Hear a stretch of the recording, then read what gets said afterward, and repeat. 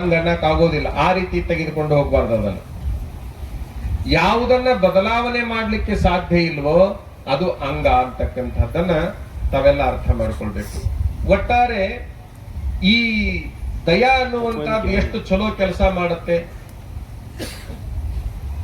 ಎಷ್ಟು ಚಲೋ ಕೆಲಸ ಮಾಡುತ್ತೆ ಅಂತಂದ್ರ ನಮ್ಮನ್ನ ಬಹಳ ದೊಡ್ಡವರನ್ನಾಗಿ ಮಾಡುತ್ತೆ, ನಮ್ಮನ್ನ ನಿಜವಾದ ಮಾನವರನ್ನಾಗಿ ಮಾಡುತ್ತೆ ಅಂತಕ್ಕಂತಹದ್ದನ್ನ ನಾವೆಲ್ಲ ಅರ್ಥ ಮಾಡ್ಕೊಳ್ಬೇಕಾಗಿದೆ ಅನ್ನುವಂತಹದ್ದು.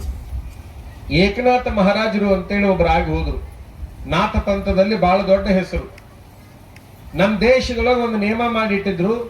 ಯಾವುದು ಅಂತಂದ್ರ, ಯಾರು ಗಂಗಾ ನದಿಗೆ ಹೋಗ್ತಾರ ಅಂದ್ರೆ ಕಾಶಿ ವಿಶ್ವನಾಥನ ದರ್ಶನಕ್ಕೆ ಹೋಗ್ತಾರ, ಅವ್ರೆಲ್ಲರೂ ಎಲ್ಲಿಗೆ ಬರಬೇಕು ಅಂತ ನೇಮ ಇತ್ತು ಅಂದ್ರೆ ರಾಮೇಶ್ವರಕ್ಕೆ ಬರಬೇಕು ಅಂತ ನೇಮ ಇತ್ತು. ರಾಮೇಶ್ವರಕ್ಕೆ ಯಾರು ಮೊದಲು ಹೋಗ್ತಾರ ಅವರೆಲ್ಲರೂ ಕಾಶಿ ವಿಶ್ವನಾಥನ ದರ್ಶನಕ್ಕೆ ಹೋಗ್ಬೇಕು ಅಂತ ಒಂದು ನೇಮ ಮಾಡ್ಕೊಂಡಿದ್ರು. ಅಂದ್ರೆ ಉತ್ತರ ದಕ್ಷಿಣ ಪೂರ್ತಿ ನೋಡ್ಲಿ ಅನ್ನುವಂತ ಭಾವನಾ ಇದಾಗಿರ್ಬಹುದು. ನಾವು ಗಮನಿಸಬೇಕು, ಮೊದಲಿಗೆ ವಿಶ್ವನಾಥನ ದರ್ಶನ ಮಾಡಿರ್ತಕ್ಕಂಥ ಏಕನಾಥ ಮಹಾರಾಜರು 800 ಜನರನ್ನ ಕರ್ಕೊಂಡು ರಾಮೇಶ್ವರಕ್ಕೆ ಪಾದಯಾತ್ರೆ ಮಾಡ್ತಿರ್ತಾರೆ.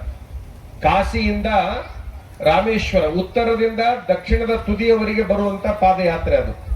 ಆ ಪಾದಯಾತ್ರೆಯಲ್ಲಿ 800 ಜನ ಅವ್ರನ್ನ ಬೆನ್ನು ಹತ್ತಿಕೊಂಡು ಹೋಗುವಂತ ಸಂದರ್ಭದಲ್ಲಿ ಆ ಗಂಗಾ ನದಿಯೊಳಗಿನ ನೀರನ್ನ ತೆಗೆದುಕೊಂಡು ವಿಶ್ವನಾಥನ ದರ್ಶನ ಮಾಡಿ, ಆ ವಿಶ್ವನಾಥಗೆ ಒಂದಿಷ್ಟು ನೀರನ್ನ ಹಾಕಿ ಅದೇ ಕಮಂಡಲದೊಳಗಿನ ನೀರನ್ನ ತೆಗೆದುಕೊಂಡು ರಾಮೇಶ್ವರಕ್ಕೆ ಹೋಗೋದು.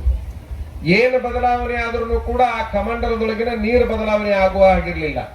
ಆ ನೀರನ್ನ ತೆಗೆದುಕೊಂಡು ಹೋಗಿ ರಾಮೇಶ್ವರಗೆ ಹಾಕಿ ಬಿಟ್ರು ಅಂತಂದ್ರೆ ನಮ್ಮ ಜೀವನ ಪಾವನ ಆತು, ಸಾರ್ಥಕ ಆತು, ನಮಗೆ ಮೋಕ್ಷ ಆತು ಅನ್ನುವಂತ ಭಾವನಾ ಅವ್ರಿಗೆಲ್ಲರಿಗೂ ಇತ್ತು ಅಂತಕ್ಕಂಥದ್ದು. ಅಂದಾಜು ಒಂದು 700-800 ಕಿಲೋಮೀಟರ್ ಪಾದಯಾತ್ರೆ ಸಾಗಿತ್ತು.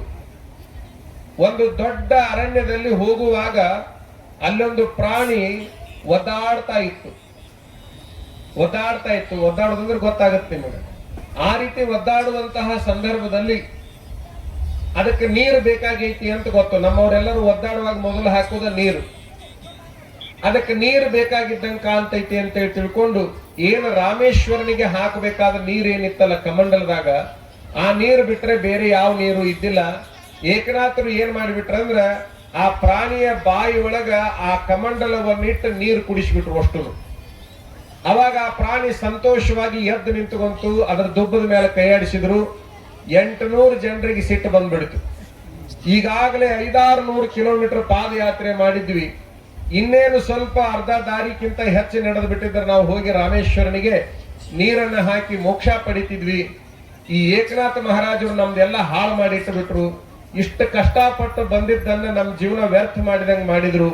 ಎಲ್ಲರೂ ಸೇರಿಕೊಂಡು ಏನ್ರಿ ನೀವು ಬುದ್ಧಿಗಿದ್ದೈತೆ ನಿಮಗೆ, ಹೋಗಿ ಹೋಗಿ ಆ ಪ್ರಾಣಿಗೆ ಹಾಕಿ ಬಿಟ್ರಲ್ಲ ಅಂತಂದಾಗ ಅವ್ರಂತಾರ ಏನಂತ, ರಾಮೇಶ್ವರ ನಮ್ಮ ಭಕ್ತಿಯನ್ನ ಪರೀಕ್ಷೆ ಮಾಡ್ಲಿಕ್ಕೆ ಈ ಪ್ರಾಣಿ ರೂಪದೊಳಗೆ ಬಂದು ಒದ್ದಾಡಕ್ ಹತ್ತಿದ್ದ ಅಂತಂದ್ರ ನಾವ್ ಇದನ್ನ ದಾಟಿ ಹೋದ್ವಿ ಅಂತಂದ್ರೆ ರಾಮೇಶ್ವರನಿಗೆ ವಿರೋಧ ಮಾಡಿಕೊಂಡು ಹೋದಂಗ ಆಗತ್ತಪ್ಪ. ಮತ್ತ ರಾಮೇಶ್ವರ ಹಿಂಗ ಯಾಕೆ ಬಂದಿರಬಾರ್ದು ಅಂತ ಈ ಮಾತನ್ನಂದಾಗ ಆ ಪ್ರಾಣಿ ಹೋಗಿ ರಾಮೇಶ್ವರನ ಸ್ವರೂಪದಲ್ಲಿ ನಿಂತುಕೊಂಡು ನಿಮ್ಮ ನಿಜವಾದ ಧರ್ಮವನ್ನ ಪಾಲನೆ ಪರೀಕ್ಷೆ ಮಾಡ್ಲಿಕ್ಕೆ ನಾ ಬಂದಿದ್ದೆ ಅಂತ ಹೇಳ್ತು ಅಂತಕ್ಕಂಥದ್ದು ಒಂದು ಕಥೆ ಬರ್ತದೆ. ಹೇಳೋ ಉದ್ದೇಶ ಅಂತಂದ್ರೆ ಇಲ್ಲಿ ಯಾವುದು ಧರ್ಮ ಅಂತಂದ್ರೆ ಆ ಪ್ರಾಣಿ ಮೇಲೆ ಅವರು ದಯಾ ತೋರಿಸಿದ್ರೆ ಹೊರತಾಗಿ ರಾಮೇಶ್ವರನಿಗೆ ನೀರು ಹಾಕಬೇಕಂತಕ್ಕಂಥ ಒಂದು ಆಚಾರಕ್ಕೆ ಅವ್ರು ಒಳಗಾಗ್ಲಿಲ್ಲ ಅಂತಕ್ಕಂಥದ್ದು. ಅಂದ್ರೆ ನಮ್ಮ ಧರ್ಮ ಯಾವುದು ಅಂತಂದ್ರೆ ಎಲ್ಲರ ಮೇಲೆ ಪ್ರೇಮ ಕರುಣೆ ತೋರುವಂತಹದ್ದು.